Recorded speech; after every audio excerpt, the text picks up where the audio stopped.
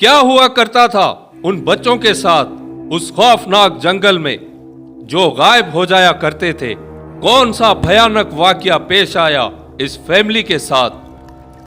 Friends, کیا کبھی آپ نے یہ سوچا ہے یہ دنیا جس میں ہم رہتے ہیں اس میں ایک ایسی بھی دنیا آباد ہے جو کہ ہماری نگاہوں سے اوجھل ہے اور اپنے اندر راز سموئے ہوئے ہے، اسے عام انسان دیکھ نہیں پاتے، مگر کچھ لوگ ایسے ہوتے ہیں جنہیں اللہ پاک نے وہ شعور اور علم عطا کیا ہوتا ہے جس سے وہ اس دنیا کو دیکھ بھی سکتے ہیں اور اس کے رازوں سے واقف بھی ہوتے ہیں۔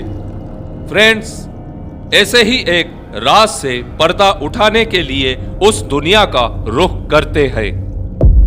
صبا ایک ورکنگ وومن اور جنگلی حیات کے شعبے سے وابستہ ہے اور آفس میں اچھی پوسٹ پر کام کر رہی ہے۔ اس کے شوہر دبئی میں ریل اسٹیٹ کمپنی میں کام کرتے ہیں اور ان کا سال میں ایک مرتبہ ہی پاکستان آنا ہوتا ہے۔ صبا کے دو پیارے سے بیٹے ہیں، طلحہ اور طہا۔ طلحہ کی عمر 7 سال اور طہا 5 سال کا ہے۔ اسکول ایگزام مکمل ہونے کے بعد بچوں نے ضد کی کہ مما ہمیں کہیں آؤٹنگ کے لیے لے چلیں۔ چونکہ صبا مری میں رہائش پذیر تھی اور اس کے بچے بار بار آؤٹنگ پر جاتے رہتے ہیں، اس لیے وہ ضد کرنے لگے کہ ہمیں کہیں باہر لے چلیے، مگر صبا نے ان کو منع کر دیا۔ اسی دوران آفس کے کام سے صبا کو شمالی علاقہ جات جانا پڑا۔ اس نے بچوں کو ساتھ لیا کیونکہ اسے 15 دن کے ٹور پر بالا کوٹ جانا تھا۔ وہاں جنگلی حیات اور جنگلات کے متعلق اس کو کچھ تحقیقاتی کام کرنا تھا۔ اگلے ہی دن صبا، طلحہ اور طہا شمالی علاقہ جات کی طرف نکل جاتے ہیں۔ ان کی منزل بالا کوٹ تھی۔ بالا کوٹ پہنچ کر اس نے ہوٹل میں چیک ان کیا۔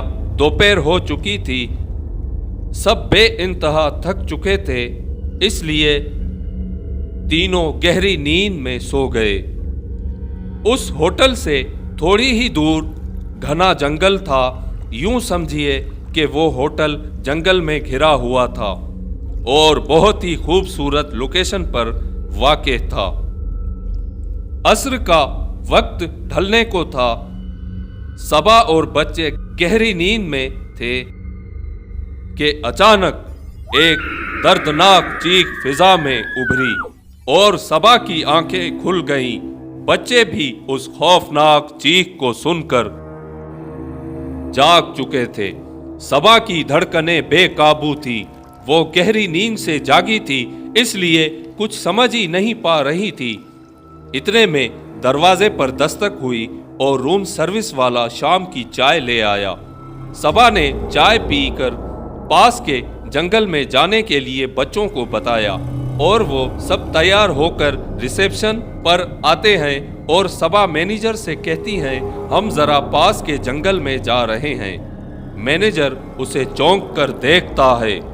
اس دوران وہی روم سروس والا ویٹر گھبرا کر اس کے پاس آتا ہے اور کہتا ہے کہ میم شام ہو گئی ہے، کچھ دیر میں رات ہو جائے گی، آپ اس طرف نہ جائیں تو بہتر ہے۔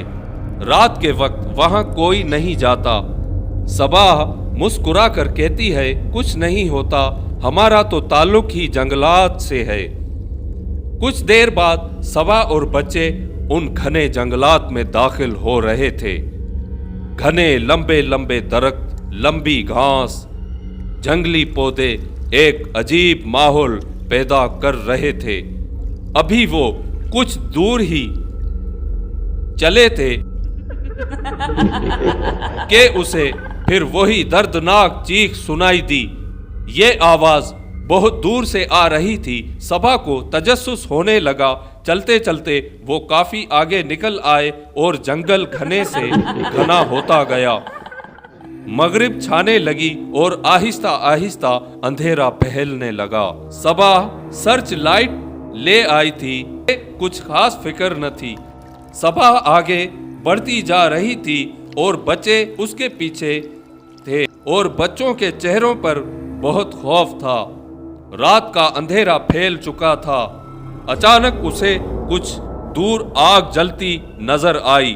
وہ جلدی جلدی اس آگ کی طرف بڑھی۔ ایک دل دہلانے والا منظر اس کے سامنے تھا۔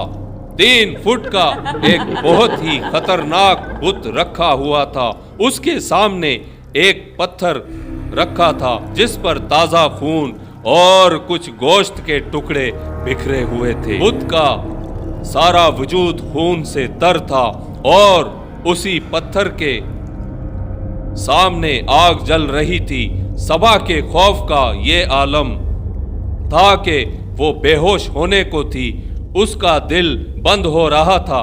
چاروں طرف گھنا جنگل، گہرا اندھیرا، صرف جلتی آگ نے ماحول کو انتہائی خوفناک بنا دیا تھا۔ بچے سکتے کے عالم میں تھے۔ اچانک فضا خوفناک بھیانک کہکہوں سے گونج اٹھی۔ صبا جھٹکے سے ہوش میں آئی اور بچوں کو لے کر واپسی کے رستے پر دوڑنے لگی۔ کافی دیر دوڑنے کے بعد ان کو احساس ہوا کہ وہ لوگ راستہ بھٹک چکے ہیں۔ اب وہ کہاں جائیں؟ جنگل میں رکنا انتہائی خطرناک تھا۔ وہ تھوڑا رکی اور ایک سمت کا اندازہ کر کے اس طرف دوڑنے لگی۔ بچوں کی بری حالت تھی۔ کافی دیر بعد اسے جنگل سے نکلنے کا راستہ ملا۔ وہ جیسے باہر نکلی تو ان کی نظریں ایک آبادی پر پڑی۔ یہ ایک قصبہ تھا۔ صبا اور بچے اس قصبے میں داخل ہوئے اور اس نے ایک گھر کا دروازہ بجایا۔ کچھ دیر بعد ایک بوڑھی عورت نے دروازہ کھولا۔ صبا کچھ کہے بنا اندر داخل ہو گئی اور بچے بھی اندر آ گئے۔ اس بوڑھی عورت نے فوراً پانی لا کر ان کو دیا۔ پانی پینے کے بعد تو بوڑھی عورت نے پوچھا، بیٹا کون ہو اور رات کے اس وقت یہاں کیسے؟ صبا نے ساری داستان اسے سنائی۔ بوڑھی عورت نے غم زدہ ہو کر اسے بتایا کہ بیٹا اس گاؤں میں پچھلے 1 ماہ سے بچے غائب ہو رہے ہیں۔ کچھ پتہ نہیں چلتا کہ کہاں گئے۔ پورا گاؤں خوف میں ڈوبا ہوا ہے۔ پولیس نے بھی کوشش کر لی مگر کہیں پتہ نہ چلا۔ تم نے اب یہ بتایا ہے بت اور خون کے بارے میں، تو اس کا مطلب ہے ان بچوں کو وہاں قربان کیا جاتا ہے۔ یہ کوئی شیطانی کھیل ہے۔ شام کے بعد سب لوگ اپنے بچوں کو گھر کی نگرانی کرتے ہیں مگر کوئی آواز سنائی دیتی ہے اور بچے اس طرف خود بخود نکل پڑتے ہیں۔ یہ سب سن کر صبا خوف زدہ ہو جاتی ہے۔ بوڑھی عورت اسے وہیں پر رات گزارنے کا کہتی ہے۔ صبح ہو جاتی ہے۔ صبا کو وہ بوڑھی عورت وہیں رکنے کو کہتی ہے۔ رات کو صبا جب گہری نیند میں ہوتی ہے تو اسے پھر وہی کہہ سنائی دیتے ہیں۔ اچانک وہ اٹھ بیٹھتی ہے۔ اس کے بچے اس کے ساتھ سوئے ہوتے ہیں۔ اسے آہٹ سنائی دیتی ہے۔ وہ دیکھتی ہے کہ وہی بوڑھی عورت دروازہ کھول کر باہر کی سمت جا رہی ہوتی ہے۔ صبا بھی اس کے پیچھے جنگل میں جا رہی ہوتی ہے تو اسے اپنے پیچھے آہٹ سنائی دیتی ہے۔ وہ مڑ کر دیکھتی ہے تو ایک شخص دکھائی دیتا ہے۔ وہ کہتا ہے آپ اندر نہ جائیں، یہ شیطانی چکر ہے۔ صبا پوچھتی ہے آپ کون ہیں؟ وہ کہتا ہے میں اسی گاؤں میں رہتا ہوں اور اس شیطانی کھیل کا راز جاننے की कोशिश कर रहा हूँ। तो फ्रेंड्स, आई होप ये वीडियो पार्ट 1 आपको ज़रूर पसंद आई होगी। अगर आपके साथ कोई ऐसा वाकया पेश आया हुआ हो तो आप इस व्हाट्सएप पर अपनी स्टोरी शेयर कर सकते हैं। मिलते हैं नेक्स्ट वीडियो में पार्ट 2 के साथ। Thanks for watching this video.